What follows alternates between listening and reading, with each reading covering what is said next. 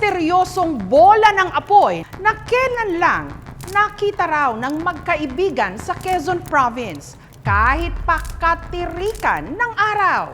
Hindi raw makakalimutan ng magbabarkadang Jan, Noel, Brian at Sherwin ang nangyari kamakailan habang nangunguha sila ng kawayan sa Lingatong River sa liblib na barangay Bamban sa bayan ng Tagkawayan sa Quezon.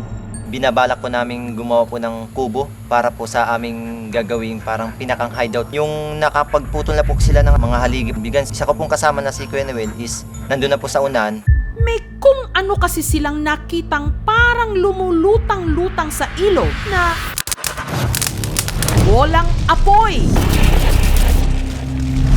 Ito ang video. Tabi. Ako. Dang. Tingnan nyo. Ay, ano yan?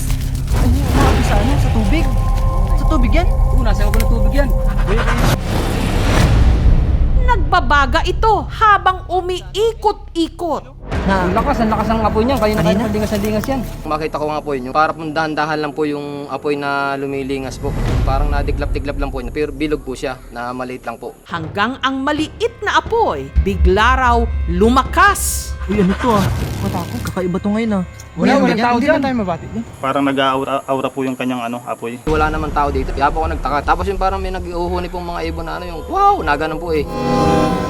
Kaya para ako ang tinitindigan ng balahibo nung makita ko po siya. Hindi pwedeng baba niya. Katakot lang. Kaya na pa ako dito eh. Umapoy sa ibabaw ng tubig. Talagang hindi po basa-basa pwedeng bumaba gawa ng sobrang sukal po. Pwede ka pong matusok ng mga kawakawayan po kasi doon eh. Baka po may mga ahas. Kinabahan po kami kasi syempre kahit sino po matatakot. Hindi po namin nilapitan kasi inisip ko namin po noon ay baka sumabog. Sa takot na mas lumaki pa ang apoy at sa pangambang baka sundan sila nito, sila Noel, agad kumaripas ng takbo. Totoo rin bang ang ganitong bolang apoy may nais ipahiwatig? Hindi na po ito possible.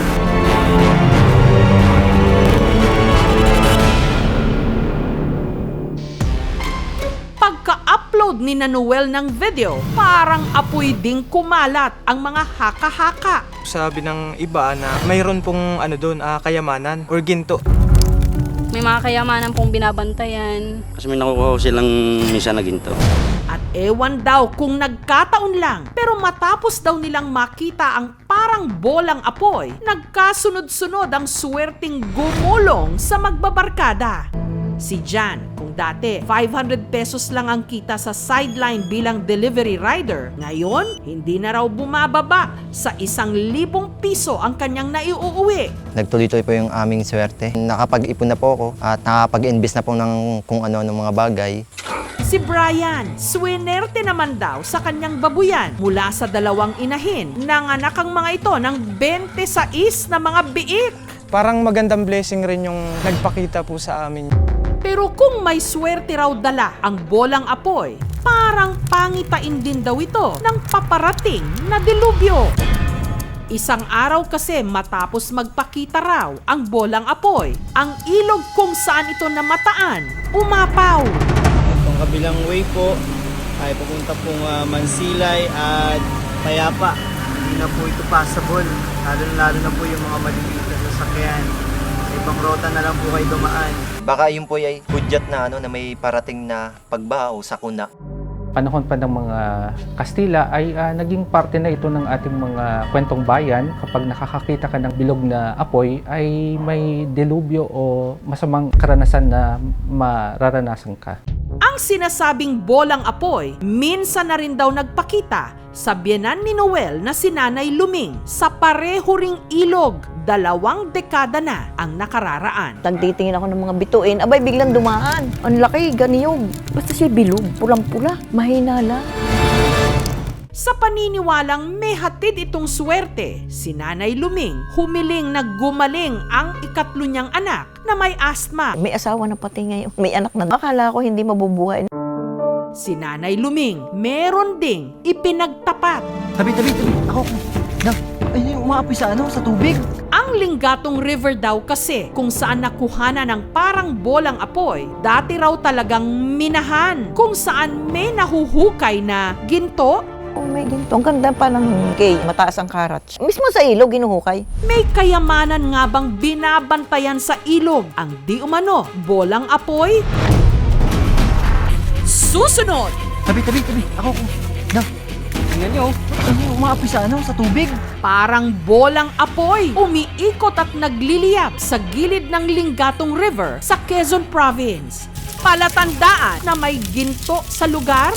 May mga kayamanan pong binabantayan. Oh, may ginto. Mataas ang karat. Mismo sa ilog, ginuhukay. Kasi may nakukuha ko silang minsan na ginto. Pero totoo nga kayang may mina ng ginto sa bahaging ito ng ilog? Ang mga otoridad kasama si Noel muling binalikan ang lugar. Lulusong tayo doon para malaman natin kung ano ang ating kuhanin, buhangin man or ginto.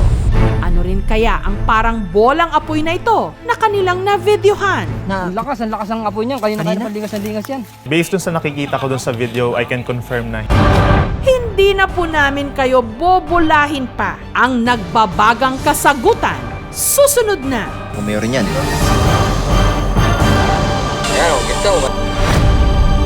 Parang bolang apoy, caught on camera na nakalutang sa Lingatong River sa Tagkawayan, Quezon. Ang lakas ang apoy niyan. Kanina ligas yan. Umaapoy sa ibabaw ng tubig. Paniniwala ng ibang residente, palatandaan daw ito na di umano may nakabaon ditong ginto. May mga kayamanan pong binabantayan. Oh, may ginto. Mataas ang karat. Mismo sa ilog, ginuhukay. Kasi may nakukuha ko silang minsan na ginto. Kasama sina Brian, binisita ng mga kawani ng Municipal Environment and Natural Resources Office o MENRO ang lugar. Susubukan natin kumuha ng lupa doon kung may ginto o kaya kung ano man pong chemical na doon.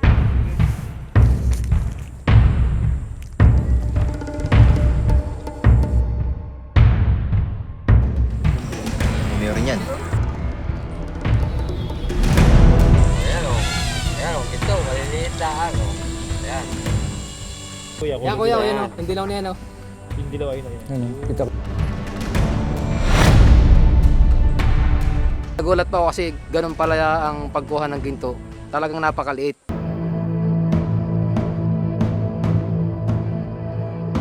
Ay, ang gawa nila ay may mahabang pala. Ay, ginagayon doon sa ilalim ng aming lupa. Ay, ipinagbabawal naman namin. Guguho nga yung aming lupa. Ang small mining po natin ay pinagbabawal sa batas natin kasi nga po nasisira ang ilog, lumalalo na masyado. Kung sila po magmimina dyan ay wala po silang permiso, pwede po silang makasuhan. Kung walang apoy ay walang konektado sa mga ginto o sa mineral sa ang nakikita. Ay, umaapoy sa sa tubig. Parang nasa isang source lang siya sa tabi ng ilog.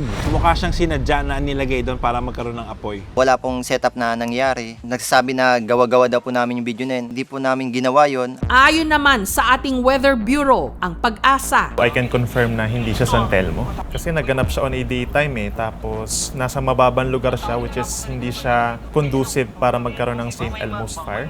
Definitely may material doon na combustible kaya nagkaroon ng apoy. Pagkakaroon nga ng bao o yung mga coconut shell and yung mga fibers dun sa coconut shell is maaaring mag-cause ng apoy plus yung mga oils within that coconut itself. Tabi. Tingnan nyo. Ay, umaapoy sa tubig. Sabi nila, ang tubig at apoy magkalabang mortal. Pero kapag nagsanib puwersa, ang naidudulot nitong pagkamangha, higit pa sa ginto. Lakas ang apoy niyan. Kanina ligas yan. Thank you so much mga kapuso. Kung nagustuhan niyo po ang videong ito, subscribe na sa GMA Public Affairs YouTube channel. Don't forget to hit the bell button for our latest updates.